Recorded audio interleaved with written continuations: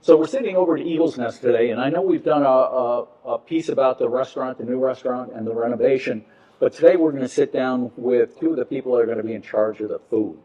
And we know food is really important, so we're sitting here with, introduce yourself, please. John Cowan, Director of Restaurants. And Doug Blankenship, Executive Chef. wonderful. So guys, you got to be excited about the restaurant, right? Oh, yeah. Absolutely. Yeah. I mean, probably not as excited as the people that are going to be eating there, but it's maybe more a stress factor for you than an exciting thing. But, what I hear from everybody is, man, we're going to have a great venue, but if we don't come through on the food, the venue's really not going to make much of a difference. So I want to talk to you a little bit about that. Tell me a little bit first, a little bit about your background, John, and your background. So let's make it a Reader's Digest version. You don't have to give me your whole resume, but a little bit so people know who's talking here. John? Sure. So I've been in restaurants for about 20 years, but management for about 16. Corporate restaurants, I was with Buffalo Wild Wings for about 9 years. I've also done hotels and resorts. I was with a 4-star resort with Wyndham. In Colorado Springs, country club. So I've kind of done it all as far as. And how long have you been with going on 2.5 years right now. Okay. Yeah. Doug? My background, I'm from Seattle. I've been cooking executive chef for about 25 years. A lot of hotels, a lot of seafood. Been here in the Valley for 16 years.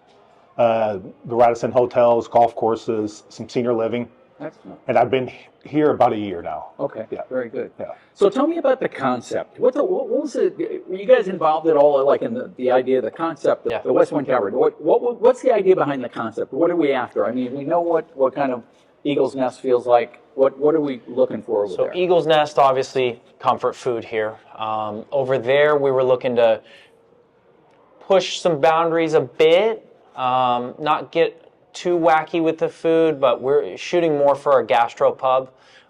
So, you're looking at bar food with an upscale twist. Still have some nice entrees, for a nice evening with your significant other. But obviously, a lot of the concept revolves around pizza. So we kind of built from pizza out. Listen to our residents who responded to our Survey Monkey survey that went out. They wanted appetizers, so we're appetizer heavy. I believe we have 9 or 10. Yeah. Went through tastings with all the board members, Bill, Greg. Pretty much everybody above us in tasting the food and giving us their honest critique and how we can tweak things to make things more approachable for everybody. So yeah, we're hovering in that gastropub realm. So this is a pretty unique restaurant, especially for Pebble Creek, right? I mean, we've had this, and even when the old Tuscany restaurant was open, I think we had similar, if not the same menus at that point. Yeah, right? you're not going to find anything that's on this menu over there. Oh, that's Not right. one thing that transfers outside of pizza. I mean, obviously, we floated pizza over here in the meantime because we didn't want the residents to go without pizza for the entirety of the shutdown over there. But we are putting some different signature pizzas on the menu, along with build your own. We have a cauliflower crust for our gluten-free people. Still, even though there's pizza over there, there's tweaks to that. Okay. And it's funny. I've done multiple tours over there, and I've seen the pizza oven launch. Okay, you guys, can you give me just a little bit of detail on the pizza oven, because I see it all the time. But I mean, are we putting more than one pizza in there? How does it function? There's going to be 2 ovens altogether. There's going to be another one in the back that's going to run to-go pizzas. Yeah. But the pizza oven that's there that you can see through the window will fit, I'm looking about 6 pizzas at a time. And then we also on the menu is a hero sandwich that's made out of our pizza dough. So that'll go in there. We have a cheese bread that'll be in that pizza oven. We have a couple desserts, a hot apple crisp that'll come out of there, Pizookie. Mm-hmm. So yeah, That sounds and great. it's all through a window. You can watch them, and Are there going to be any like signature dishes? Are we doing anything like that? And I know. I think I heard in the last meeting we're not doing any specials for a while, right? Because We're going to start specials in January. We're going to give ourselves about 30 days to obviously train and develop our staff on just the base menu. But we will start specials in January. We will offer a Taco Tuesday. You know, we heard residents loud and clear wanting that back. It will be executed different than what they remember, because to my understanding it was, in a la carte individual tacos. We're doing a set plate, which will be 2 tacos, beans, rice, and we're going to rotate different meats each week. So, more one of a week. street taco. Yeah, Street taco. and Yeah. one week could be carne asada, the next week could be, al pastor, the following week carnitas. So we're gonna try to change some things along that special. And you kind of mentioned 10 or so appetizers, and I also heard you were talking about shareables. Can you describe what are shareables? They said, oh, we're going to do a lot of shareables. So just larger portion appetizer. Yeah, it's just a bigger portion appetizer. So like our cheese bread, that's a great shareable because it's this big. And then you cut it into 4 or 5 pieces, and then everybody can share it. So it's a little bit more like that. Our nachos are very shareable. Yeah. That's a big portion of nachos. It is. Yeah. And those nachos now, I'm just getting this from my feedback because just like you guys, when I started doing these videos, all of a sudden I got a lot of feedback. Sure. And a lot of it's good, some of it's bad. Yeah. Sure. And one of the things that I heard people say, oh, I hope they have better nachos. And I don't know what that means exactly because I never dug into it. But totally different than what's been done here or there in the past. We're using a white queso with hatch green chili, nice fresh salsa made in house. Yep.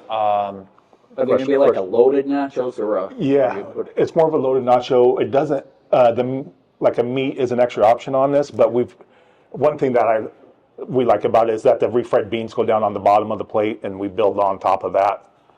So it's great. I mean, it's completely different. Yes. Yeah. All the food that's over there, the techniques that we're using, I mean, I'd say probably 90% scratch cooking. Wow, Yeah. great. So we're trying to make everything from scratch, keep it fresh, make it every couple of days, turn around. That's exciting, guys. Is there going to be? What about now? People, you are in an adult community. Are there going to be a vegan option? Or is there going to be a vegetarian option? Is there going to be? What about people come over with a restricted diet and say, "I want to eat there, but I'm not sure I can eat this or eat that"?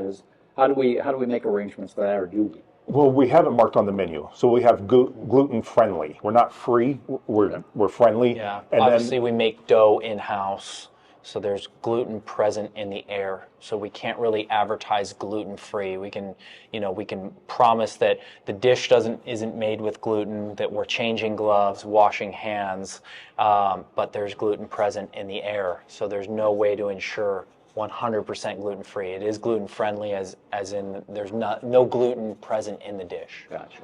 And then it's marked on the menu also that's vegetarian. So you'll see the GF and the V for those items. Yeah, at this point in time, we don't have a vegan option per the data that was pulled from our surveys. We're talking about sub 2% of the community. Doesn't mean that we won't offer a vegan option at some point. But currently, we also were tasked with building an entire menu from scratch, and with that, it's also an entire new staff. Is there anything else you guys want to mention about food? I know people are really excited about food. It sounds like, the route that we're taking is amazing. I mean, with the way everything's going to be different here, I think people are going to be really impressed with that. Is there anything else you want to talk about the food here before we move on? I think this menu that we're doing at this restaurant is nothing like anything that's around this area. It's like I said, it's all from scratch. Some of the techniques we're using, we're creative with it. There's no gastropub out here. Gastropub, we're doing things like cooking our short rib meat and Dr. Pepper, and straining off all those fluids to make sauces with and whatnot. So it's definitely creative. And Yeah, it sounds great. So let's talk about staff. Now, this is a pretty big place and a pretty big bar. We'll get to the bar in a bit. But just from a standpoint of help, the people, when they closed the restaurant over there, a lot of the people came over here to work. And I would imagine you maybe lost some people also when they came over here. We retained about 80-85% of the staff that initially transferred over here.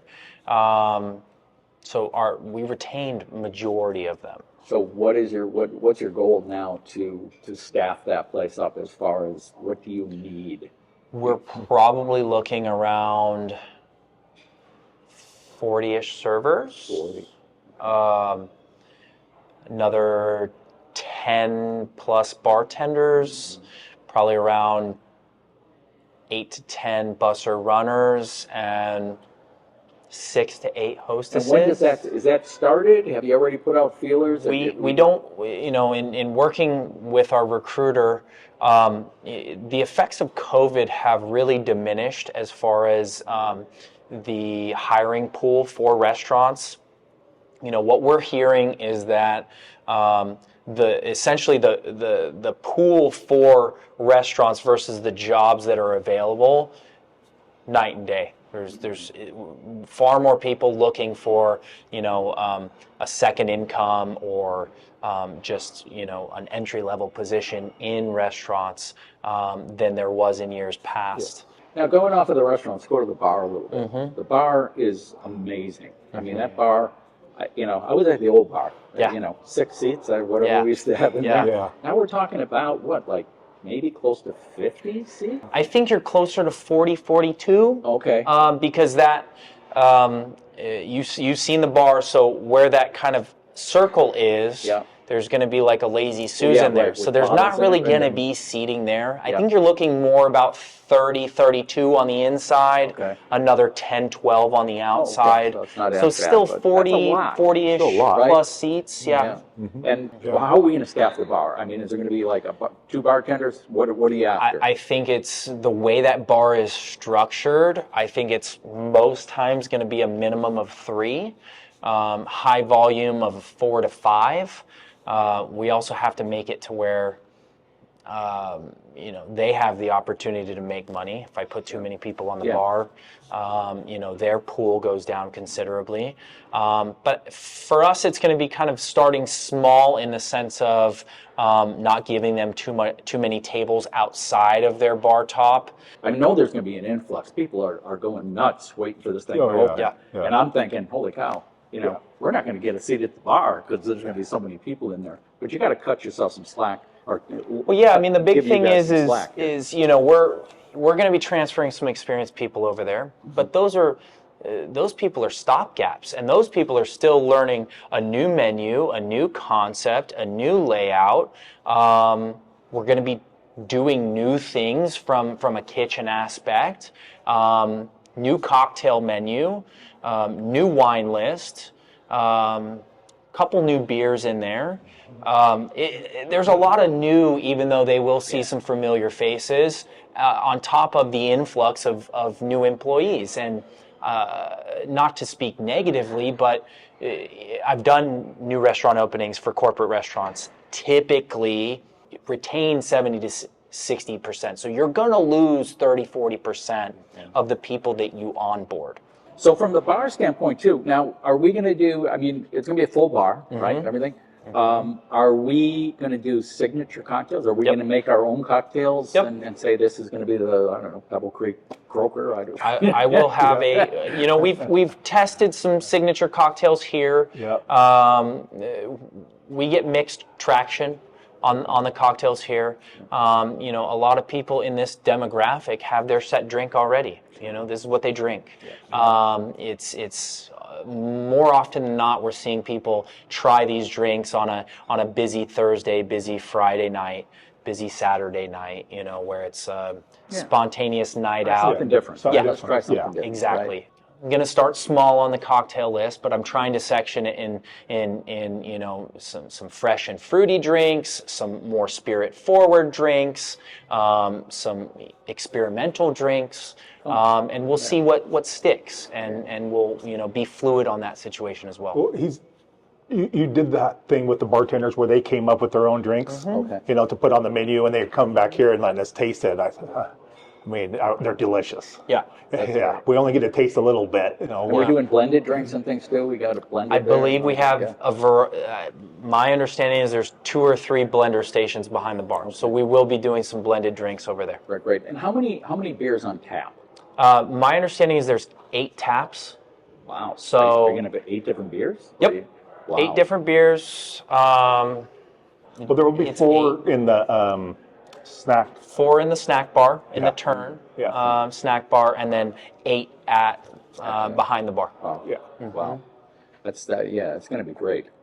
Let's talk about, and you can eat at the bar too, right? You can. 100%. Yeah. So let's talk about events. I've had multiple people say, "Are we going to have music? Are we going to do a trivia night? Are we going to do this? What do we have planned for events as we move?" And it may not all start. It's not going to start immediately. I understand that. But what do we have planned? What's coming down the Both pike? of those. So I'm working in partnership with our director of fitness, Melissa Callett. We are planning live music every first Friday over there, beginning February. And most likely those first Fridays will run more September or October through May. We'll still sprinkle some different things in through the summer, but plan on every first Friday to have live music over there, beginning in February. Now, is that going to be outside or inside? Going to depend on the band that we have playing. A 2-person band fits easier in the restaurant than a 5-piece or 6-piece. Yeah, it gets too loud. And then also, we're going to play it by ear with weather. Though Bernard mentioned they're going to have heaters out there. You're going to put heaters out on the Yeah. patio and that too, right? We got those coming. Yep. Let's talk about reservations. Okay. Now, Eagle's Nest is now on Open Table, right? Yep. Are we going to do the same thing over there? 100%. Yep. We're gonna be Yeah, open we will table? be open table over there. Now we're on open table, but some people have called us and said, "Oh, well, I'm on the open table app and I can't find you." It's because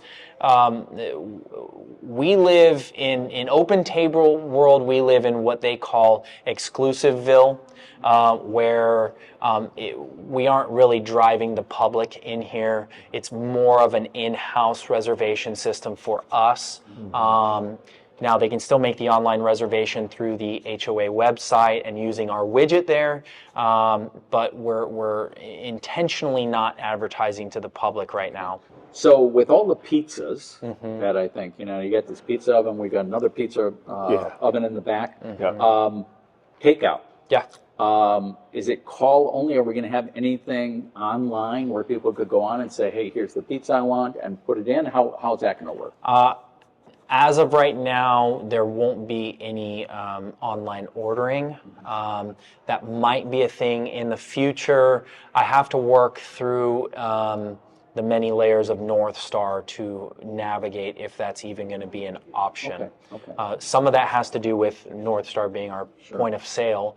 But the other aspect is I don't know that DoorDash or Uber Eats or Grubhub, they have like an exclusiveville to us, and most of that is delivery. Yeah, Yeah, we we will have- have a right. curbside. Yeah, we'll have a curbside. Delivery could be a thing in of the future. As of right now, and for sure for our first 90 days, it won't be looked at. But it could be something that, I didn't that we expect it, explore but in the future. Yeah, I was thinking with the incorporation of more pizza now, Yeah. maybe. Now let's talk about last thing I want to touch on, and you guys can hit me with anything else after that. But what about hours? Are hours going to be extended? Yep. I mean, close at 8 o'clock, and then Sunday, I believe, was at 5 o'clock. Yeah. So what are we looking at? We heard the community loud and clear via the survey, and hours Sunday through Thursday will be 11 a.m. to 9 p.m., Friday and Saturday 11 to 10. We'll be accommodating all of the afterglows from, the show nights at the theater. So even though we're, say, 11 to 10 on a Friday or Saturday, we're going to be accommodating, and we're not going to be kicking people out of the door because it's 10 o'clock. We may limit the menu that last hour, because of the amount of people in there. So are we. That's pretty much all the questions I have. Is there any kind of statement, and feel free, you want to, give anybody a message about the restaurant, about how you're feeling about it, about, we already talked about, hey, cut them some slack. 'Cause Sure. I think that's one of the major things you got to do here. Be nice. Yeah, Yes. be nice, because this is brand new to everybody, and we've got to let you guys kind of cut your teeth on this thing and make it happen. But I think the plan in place right now sounds wonderful. Is there any other closing comments you guys would like to make? For me, the food. We've put a lot of effort into this. There's a lot of training that goes into this, a lot of recipes that are built. John and I spent hours and hours working on this concept. So I'm very, very excited about it. Some of the best food I've produced. So we're ready. Yeah. Yeah. I think for me, it's we're excited about the food, but just I want to preach that we're fluid with things. We're gonna ride this menu for at least 3 to 6 months and see what works, what doesn't. But we will have a variety of ways they can give us their feedback. I'll have most likely a SurveyMonkey QR code present at tables. So I'm encouraging people to give us their honest feedback. And yeah, we're going to be fluid. Oh, I think it would be great. One more question popped into my head, and I'm just a little bit about pricing. Yeah. I mean, you guys are super reasonable over here, or whatever. Are we staying in that same pricing? Are we going to boost prices a bit just to kind of... Well, I think with Scratch, things are inherently become a little bit more expensive, but I averaged out the entire menu, that's appetizers through desserts, and I came with a per person average of about $15. Okay. So we're still right in the range of Eagle's Nest, and then in comparison to everything around us, we're significantly cheaper than, or I shouldn't say cheaper, you're going to get More value. a better value than you would from a Saddle Mountain, than you would from a Bubba's 33. So things that are comparable to us, like for like, or at least similar, I think they're going to get a much better value. Guys, thanks so much for taking the time. I know you both are super, super busy, but I really appreciate you sitting down. I'm sure the community does, giving us a preview of what's happening. Again, like anything else, like you said, it's going to be fluid, but we got a nice baseline of where you guys are going with this thing, and it sounds great. So thank you so much for doing this. I appreciate it. Thank you. Thank you.